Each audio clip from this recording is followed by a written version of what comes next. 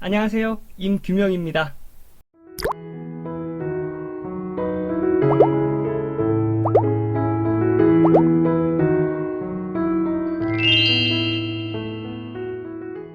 제가 책을 한 권 가져왔어요. 네, 예. 집중하는 힘. 여러분 공부하시면서 저는 제일 중요한 게 공부하는 시간, 계획, 그 다음에 그 계획을 실천할 때 집중력이라고 봅니다. 시간하고 계획 짜는 건 그렇게 어렵지가 않아요. 그런데 이 집중하는 게 쉽지가 않습니다. 그래서 오늘은 집중에 관련된 책을 하나 가지고 왔어요. 집중하는 힘입니다. 집중하는 힘은 독일의 법률가이자 코칭 전문가 그리고 상담가 마르코 폰 맨히 하루젠이라는 분이 이제 지으셨는데요. 집중력이 뭔지, 어떤 이유로 집중하기가 좀 힘든지, 집중하는 방법을 이 책 안에다가 쭉 써놨습니다. 책의 내용을 좀 설명을 드리겠습니다. 집중력이란 정신을 한 곳에 집중시켜 최대 결과를 얻을 수 있는 힘입니다. 예를 들어서 이제 그런 거죠. 신문지 위에다가 돋보기를 하나 두고 높이를 조절해서 돋보기를 지나는 빛을 신문지의 한 곳에 집중을 시키면 그곳에 불이 나지요. 여러분도 어렸을 때 다 해보셨을 거예요. 그런 거예요. 집중력은 내가 어떤 한 곳에 집중을 하면 어떤 에너지가 발산이 된다는 거죠. 집중을 하고 어떤 일을 할 때와 집중을 하지 않고 일할 때 결과는 천지차이입니다. 집중력을 키워야 하는 이유를 좀 알아보겠습니다. 집중력을 키우게 되면 일의 효율이 향상이 되고요. 필요한 정보를 짧은 시간에 습득할 수 있어요. 근데 이 두 가지 요소가 성공의 결정적 요인이라는 것을 의미를 해요. 일의 효율이 향상이 되고 내가 알고 싶은 정보를 빨리 습득을 한다면 그 분야에서 남들한테 인정받고 성공하는 데는 그게 큰 문제가 없겠죠. 그래서 집중력이 있어야 돼요. 집중하기 힘드시죠? 어떤 걸 하려고 하면 자꾸 잡다한 생각이 들고 하지 않았던 일들이 생각이 나고 그냥 눈은 책을 보고 있는데 생각은 딴 생각을 하고 있죠. 이 이유가 뭐냐면 원래 이런 습성이 인간이 가지는 오래된 무의식 속에 잠재되어 있는 습성이에요. 우리 인간이 옛날에 사냥을 해서 먹고 살았을 때 집중하기가 좀 힘들었어요. 내가 사냥할 동물만 딱 보고 사냥을 하다가 우리보다 등치가 더 크거나 힘이 더 센 짐승이 덮칠 경우에는 우리가 생존하는데 좀 문제가 생기죠. 우리가 사냥할 사냥감은 있지만 주변을 항상 신경을 써야 되는 그런 습성이 아직까지 우리 무의식 속에 남아있기 때문에 인간은 집중하기가 힘든 겁니다. 또 한 가지 이유는 디지털 미디어의 사용에 있습니다. 대표적인 디지털 미디어가 뭐죠? 스마트폰이죠. 스마트폰으로 엄청나게 많은 정보를 받아요. 알림도 많이 받고 사람들과의 소통, 어느 정도의 그 유익한 소통 괜찮은데 정말 쓸데없는 소통 많이 하잖아요. 심심해서 문자를 보낸다든가. 그리고 내가 문자 보내면은 답장이 또 오기를 또 기다리잖아요. 그래서 다른 일을 못합니다. 거기에 집중이 되는 거예요. 내가 해야 될 일을 할 때 디지털 미디어에 신경이 자꾸 쓰여서 집중하기가 힘든 거예요. 디지털 미디어가 우리 인간에게 주는 그런 악영향을 한번 알아볼게요. 우선 첫째는 톱날 효과라고 하는데 그림으로 설명을 드리겠습니다. 이게 책에 나와 있는 그래프예요. 그림인데 이게 무슨 내용이냐면 내가 어떤 일을 할 때 쭉 시간이 지나고 이게 시간이고 집중의 강도입니다. 그래서 쭉 시간이 지나고 이제 집중을 딱 해요. 일을 할 만하면은 핸드폰에서 알림이 울립니다. 그게 뭐 메시지든 메일이건 뭐 어떤 뭐 쓰잘데기 없는 알림들이 와요. 전화건. 그때 이제 딱 끊기는 거죠. 집중력이. 그리고 나서 그 일이 끝난 다음에 내가 해야 될 일을 하기 위해서 또 집중을 합니다. 쭉 집중을 하면 또 일할 만할 때 또 핸드폰이 울려요. 이런 식으로 내가 일한 시간은 그냥 이 정도일 뿐이에요. 효율이 엄청 떨어지겠죠. 이거를 톱날 효과라고 합니다. 미디어가 우리 인간에게 주는 악영향 중에 하나입니다. 두 번째가 많은 정보에 의해 정리되지 않은 생각이 지속적 체계적으로 정신건강을 해치고 인성까지 분열되는 산만한 인간으로 만들어요.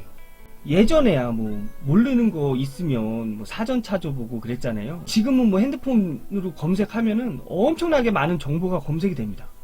그 중에서 또 골라내야 돼요. 그런 과정에서 사람의 정신건강을 해치고 있다는 거죠. 정신건강이 해쳐지면은 사람의 성격까지 변해요. 조급해지고 예민해집니다. 인성까지 분열이 되는 이런 산만한 인간으로 만들고 있어요. 그 세 번째는 인간이 멀티태스킹을 할 수 있다는 환상을 가져요. 이 멀티태스킹이 뭘 얘기하냐면 한 번에 두 가지 일을 할 수 있다고 생각을 하는 거죠.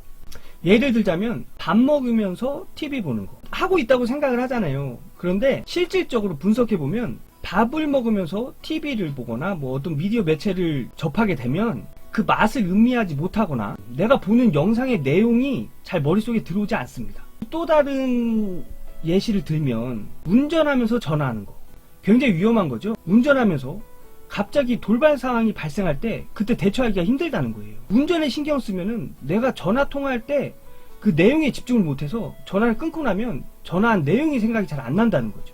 굳이 하나를 더 예를 들자면 공부하면서 음악 듣는 거. 이 책에서는 멀티태스킹을 할 수 있는 사람이 있다고 나와 있어요. 근데 아주 극소수랍니다.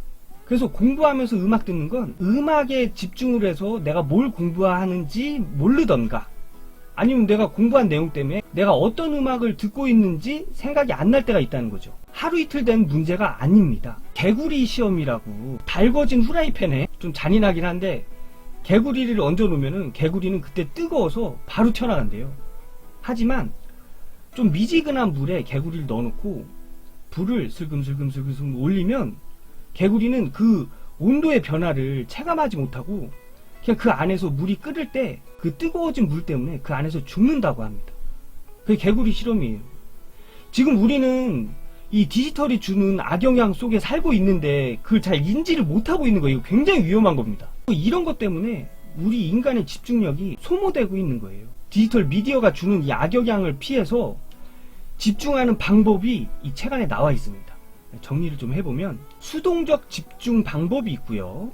능동적 집중 방법이 있습니다. 수동적 집중 방법은 예를 들어서 그런 거죠.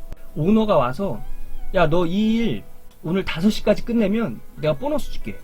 이러면 집중력이 생긴다는 거예요. 이게 보상이고요. 그 다음에 또 위협. 강도가 와서 칼을 들이대고 뭘 시키면 고도의 집중력이 발휘가 된다는 거죠. 억압은 노예를 예를 들면 이게 주인이 폭력이나 이게 심리적으로 억압을 주게 되면 그런 거에 대한 스트레스 때문에 집중력이 생긴다고 합니다. 근데 하지만 타의적, 외부적 자극을 받아서 집중을 하는 건 지속할 수가 없어요. 왜냐면 보상이 끝나버리면 다음에 더 큰 보상을 받기 전에는 그 정도의 집중력을 발휘할 수가 없습니다. 이 위협도 계속 위협을 받게 되면은 이거에 대한 면역이 생겨요. 억압도 똑같죠. 처음만큼 집중력을 유지할 수가 없어요. 하지만 자의적인 능동적 자극을 받게 되면 이게 자신이 집중을 알아서 스스로 하는 거거든요. 이거는 지속이 가능하다는 거죠. 능동적으로 집중하는 방법을 좀 알아보면 첫째는 이 책에서는 자석 만들기라고 표현을 했더라고요. 이게 뭐냐면 우리의 모든 사고와 정신적 능력을 끌어당기는 동시에 자석을 이렇게 끌어당기잖아요. 그래서 마음이 다른 곳으로 향하지 못하게 막는 자석. 이게 잡아놓는 거죠.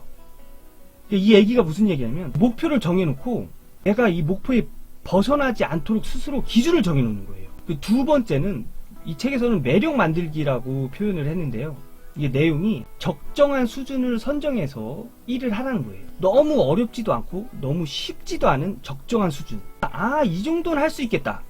이럴 때 집중력이 발휘된다는 거죠. 이게 인간의 도전 정신을 자극을 한답니다. 예를 들어서 운동을 할 때 좀 무거운 역기를 든다.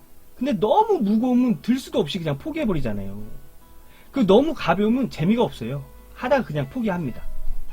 하지만 어느 정도 내가 힘을 들여서 할 수 있을 정도의 무게를 들게 되면 끝까지 하게 돼요. 나는 내가 그 성취감을 느낄 수 있다는 확신이 있기 때문에 집중력이 발휘된다는 겁니다. 그래서 지속적으로 집중을 할 수가 있다는 얘기예요. 세 번째는 디지털 미디어의 올바른 사용에 있습니다. 아까 전에 디지털 미디어의 악영향을 말씀을 드렸잖아요. 하지만 우리가 디지털 미디어를 사용 안 할 수는 없습니다. 그렇잖아요. 우리 스마트폰만 봐도 이거 없으면 우리 생활을 하겠습니까 지금? 우리가 일상생활할 때 엄청나게 필요하잖아요. 뭐 모르는 거 있으면 검색도 해봐야 되고 또 바로바로 검색이 되니까. 그래서 사용을 안 할 수가 없어요. 그래서 올바르게 사용을 하자는 거죠. 첫째, 이 위험성 및 부작용을 파악을 하는 겁니다. 저는 이거를 게임을 이야기를 하고 있는 것 같아요.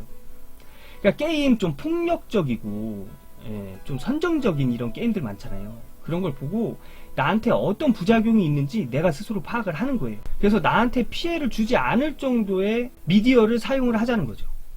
그리고 두 번째로 제어할 수 있는 범위에서 사용. 이건 뭘 얘기하는 거냐면 중독성을 이야기를 합니다. 또 게임으로 예를 들면 게임 같은 거 한번 하면은 진짜 2시간 3시간 막 하잖아요. 이때 아유 나 이 정도면 됐어 하고 거기서 중단할 수 있는 그런 범위에서 사용을 하자는 거죠. 너무 중독되지 말고 그 내가 알아서 컨트롤을 하자는 겁니다. 그리고 세 번째는 사용 시간의 단축. 그러니까 너무 많이 사용하게 되면 뇌도 그거에 대한 자극에 적응이 돼서 그거보다 더 큰 자극이 아니면 흥분을 하지 못해요. 게임을 오래 하거나 영상을 오래 보는 거 그렇게 좋지 않습니다. 그래서 본인이 사용 시간을 정해놓고 내가 내 의지로 중단할 수 있을 만큼의 미디어를 사용하자는 거죠. 그리고 네 번째가 주변 환경이 고요하고 안정적일수록 더 쉽게 집중을 할 수가 있다. 이렇게 나와 있어요. 예를 들면 책상 정리와 주변 정리입니다. 제가 진짜 효과를 많이 보는 방법인데요. 저도 뭔가를 시작하거나 공부를 할 때 우선 책상을 정리를 해요. 그냥 어지러이 있을 때보다 더 공부가 잘 되는 걸 느끼고 더 집중할 수 있고 시간이 가는 줄 모르고 공부를 할 경우가 종종 있어요. 어지러워지면은 눈에 보이는 것들이 있어서 좀 집중하기가 좀 힘들죠. 정리를 하면서 아 이런 공부해야지 저런 공부해야지 이렇게 해야지 이런 생각을 하면서 하면 책상도 정리도 되고 제 생각도 정리할 수 있는 시간을 갖는 거죠. 능동적으로 집중을 할 때 굉장히 좋은 방법이라고 생각을 합니다. 다섯 번째는 여기서 나오는 이제 스트레스 관리인데요. 첫째는 이제 운동. 아드레날린이 집중하는데 부정적인 역할을 해요. 그래서 운동을 하면 아드레날린 수치가 낮아진다고 하네요. 두 번째가 명상 음악 듣기. 클래식 음악들이 뇌파 중에 집중할 때 필요한 그 알파파가 유도가 된다고 합니다.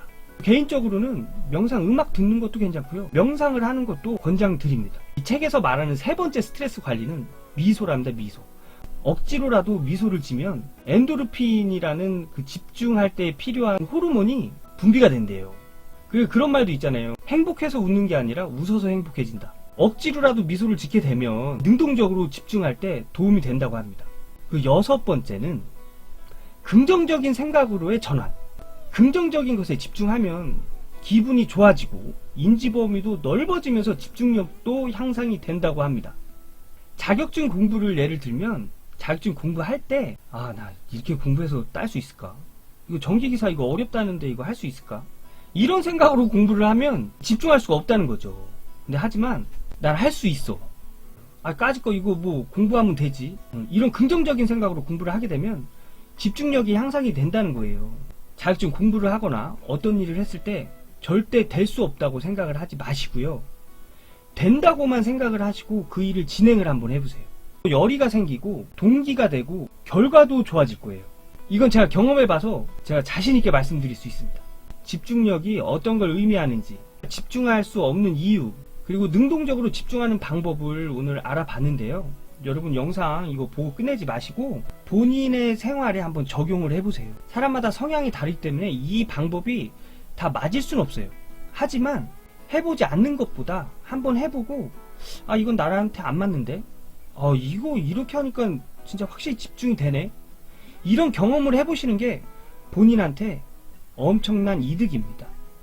여러분 오늘 이 집중하는 힘에 대한 책의 내용을 한번 살펴봤는데요. 여러분 뭐 시간 나시면 주말에 한번 읽어보시는 것도 권장드리고요.